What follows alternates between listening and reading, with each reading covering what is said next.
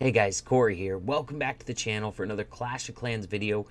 I hopped over to WHF Rising looking for some creative stuff and I was not disappointed immediately. First attack I saw is what you're going to see on your screen right now. This is like a hybrid combination of attack between Mass Pekka and Pekka Bobat.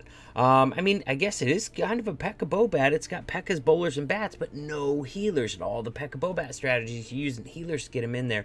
This is not that. This is quite a bit different. It's very interesting. Also got some very dominant Town Hall 10 witch attacks. Kazi Donut's going to show you guys how you can 6-pack with it as well. It's going to be a good video. All Town Hall 10 stuff. Nerf this!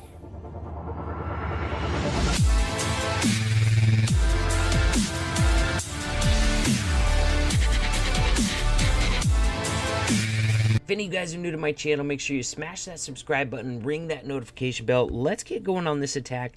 Kind of an interesting situation that just Anki's dealing with here. From the way that he suies his queen right in the beginning, out of range of this CC pull here, you can pretty well tell that it's going to be a hound in the CC, and he already knew that. Now, if you're not facing a hound CC, you can still use this attack, definitely. The only change I would make is send in your queen with your main kill squad, with your Pekkas, with your bowlers, with your king, all that good stuff. Send the queen right in there behind that wall wrecker to go ahead and get that stuff dealt with. Now, he's just going to be poisoning the loon. And after that, he's not going to deal with that hound at all. You'll notice he didn't bring any wizards for cleanup outside of the initial funneling process, and that's so that he don't end up popping the hound.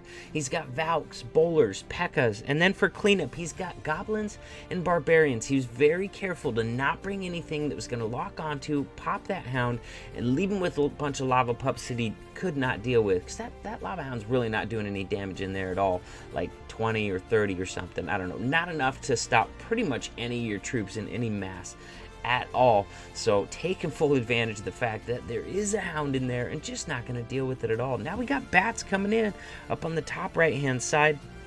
He only had 4 bat spells in this composition. I'm thinking he probably should have brought 5, just because bats are going to die out. It doesn't really get full value out of that freeze, but at the same time, I get it. It's scary to go into a bat attack without at least 1 freeze to freeze a possible wizard tower on entry. But in looking at this again, I'd probably recommend going no freezes on this, bringing that 5th bat spell, hoping they could get a little bit more done than the few defenses that they did. So there we go. Rex this base. Once again, if you're not dealing with a hound CC, you can still try this. Just send your queen in with the main kill squad, poison the CC like you normally would, and there you go. Base is gonna be wrecked. Look at the power of those Pekkas, and look at that hound just running around doing nothing. Not doing anything. Like, he might kill a goblin in there if he locks onto that. That's about it. He's not killing that king. He's not putting a dent in the king or the Pekkas. That's for sure. And they're going to be able to beat through the rest of these walls just because there's too much troop power left. They're just going to slice right through those walls and take care of those last few defenses. But if you would have brought a 5th bat spell on this one and no freeze, would have been even stronger. Definitely not quite as close, but super interesting attack. I love seeing the creativity that the Clashers are coming up with on a daily basis, especially inside WHF family, just to combine 2 attacks and get done what you need to get done. I love it. But now we're going to check out Kazi Donut's 6-pack using this Frozen Witch. And I told you as soon as they gave us that extra level of witches at Town Hall 10, I told you guys it was going to be super powerful at Town Hall 10. And it is. It just is. The witches, level 3 witches, are so much stronger than the level 2. And especially on an attack like a Frozen Witch where you're bringing 14 or 15 witches, that level increase really adds up. That's 15 different troops that have that different level space. Now they're spawning more skellies. They do more damage. They have more HP. And when you're bringing that many of them, you're taking full advantage of the fact that level 3 witches are pretty OP at Town Hall 10.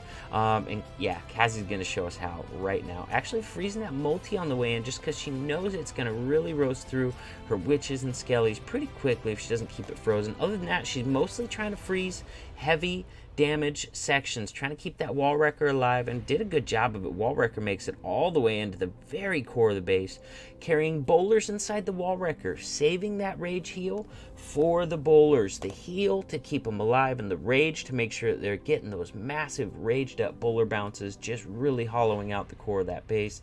And that's exactly what happens, guys. Look at this. We got one hero witch up here. Oh my god, my phone's going off.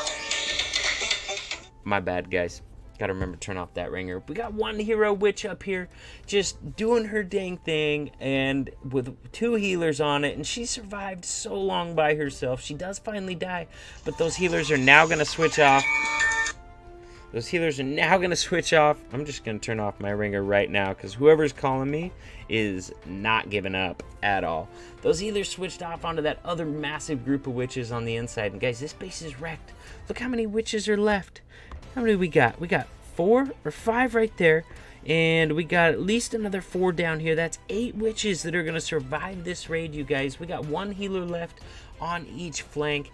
This base was slaughtered. Used to be that you didn't really like to do, you know, witch attacks on double multi bases, but they're so strong it really doesn't matter anymore. I believe this guy had a Hound CC too, so I mean, he probably figured he wasn't going to get Frozen Witch with a Hound CC, with double multi Infernos, but yet Kazi crushes the base anyways. Level 3 Witch is super strong at Town Hall 10. Let's show you her second attack of this 6-pack. Just going to do the same thing over again, wreck another base, another double multi base, getting the witches started out on the flanks first, healers behind. I like to delay my healers a little bit on the witches just to let the skellies run ahead of the witches. That way the healers follow the witches, not the skellies. And no problem for Kazi on that. The healers are definitely on the witches in this scenario. Do 4 to 5 on each flank, and then the rest of your witches in the middle behind that wall wrecker, behind that main push there. Heroes in behind that wall wrecker, and just gonna hollow out the base, and witches are gonna finish off the rest on the sides and on the back end usually as well. Already freezing those groups of defenses on the way in, trying to limit the amount of damage that wall wrecker's taking, making sure that wall wrecker opens up as much of the base as possible. And when you do that, you're ensuring that you don't need jump spells to open up the base like you used to, like, you know, bowler witch attacks. You're using those freeze spells to keep that wall wrecker alive all the way into the core of that base. Oh my god, those bowlers ate a giant bomb immediately. Wow, gets that heal down just in time to get them healed back up. They're doing excellent work in there. Now, the nice thing about facing a Lava Hound CC when you have so many witches going inside the base is every one of these witches can target and take out that Hound sooner, and there's so many more troops in there to target and take out those pups quickly. So a lot easier to deal with a Hound on this style of attack than it is with like a kill squad just behind a wall wrecker. You have all those witches in there to help clean up those pups quickly, and that makes a big difference. So heroes actually busted out of the base, which the core is already hollowed out, so that's fine. Nothing wrong with that. They both still got their abilities. Healers are in the vicinity, so healers are there to help keep those heroes healed up as well. Does finally pop that king ability. Check out this. We got another hero witch up here. We got 1 witch left on this flank, 1 healer left, and this witch is going to solo this wizard tower because that 1 healer is enough to keep that witch up through that continuous wizard tower damage. So witch versus wizard tower, and the witch comes out on top. Guys, this base again is wrecked.